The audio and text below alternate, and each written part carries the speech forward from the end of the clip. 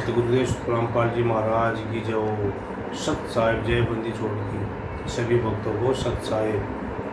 हम तो भक्तों तुम्हारे से प्यार से बता रहे हैं, हमारे तुम कोई दुश्मन नहीं हो, तुम हमारे भाई हो। गुरु हमारे ही गुरु के तुम भगत हो। तो हमारे गुरु जी ने हमारे को यही बोल रखा है बच्चों, सच्चाई का पता लगने के बाद कोई संकट आ जाता है, सच्चाई का पता लग जाता है, तो उससे अपने भाई भक्तों भाइयों को भी बचाओ, समझाओ उनको। समझे जब ठीक, ना समझे जब ठीक, वो उनकी मर्जी है।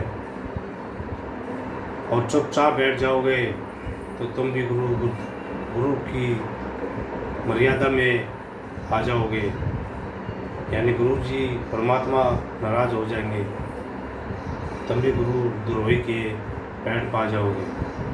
तो हम आप पैर पर नहीं जाना चाहते गुरु द्रोही की। ये जितने पुराने भगत थे सब गुरु द्रोही है।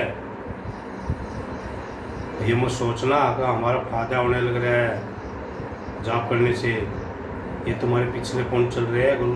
हमारे गुरु जी ना तुम्हारे साथ नहीं है बिल्कुल भी, ना सच्ची आत्मा से मान के। ये देख लो अपनी सच्ची आत्मा से कि हमारे माता पिता जब दुखी हो जाते हैं तो उनकी आत्मा कितनी तड़पती है, कितनी रोती है कि मेरे बच्चे मेरे से नहीं, हमारी नहीं मानते। तो इसलिए वही कहानी हमारे गुरु की भी है। जो गुरु ने हमारे को ज्ञान दिया है तो वही हमारा पिता है, वही हमारी माता है, वही सबके में हमारे।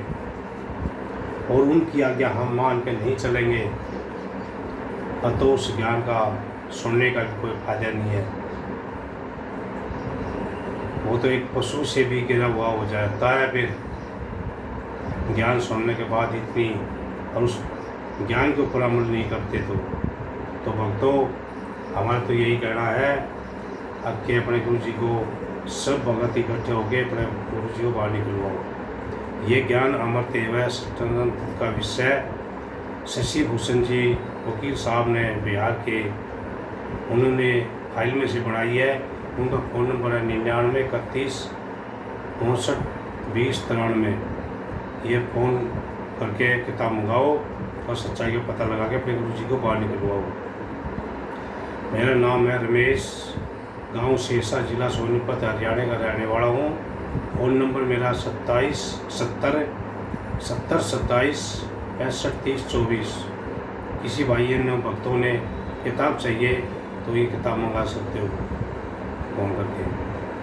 भक्तों आगे के लिए इस किताब के अंदर मैं बता रहा हूँ, जब परमात्मा सत्संग कर रहे थे, सत्संग के अंदर काल के दूतों की अंत के बारे में गुरु जी का एक और सत्संग के अंदर गुरु जी ने क्या कहा है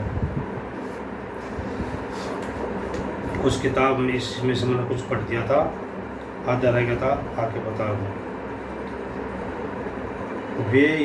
वे ही कहते कि तुम अपने ही गुरु को ही मानो और गुरु से ही नाम दीक्षा लो।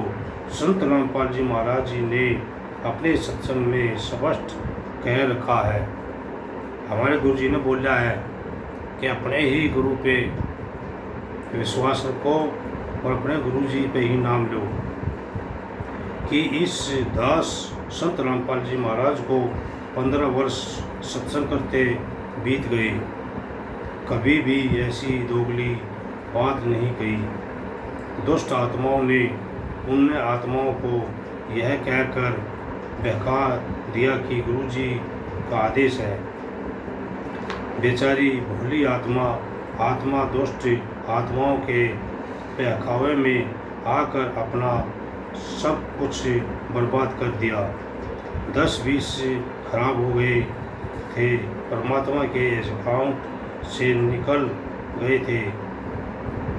अब उन आत्माओं को पता चल गया कि उनका सब कुछ लूट चुका है। तब उन सभी ने गुरु जी के चरणों में नाक रगड़ कर माफ़ी की याचना की,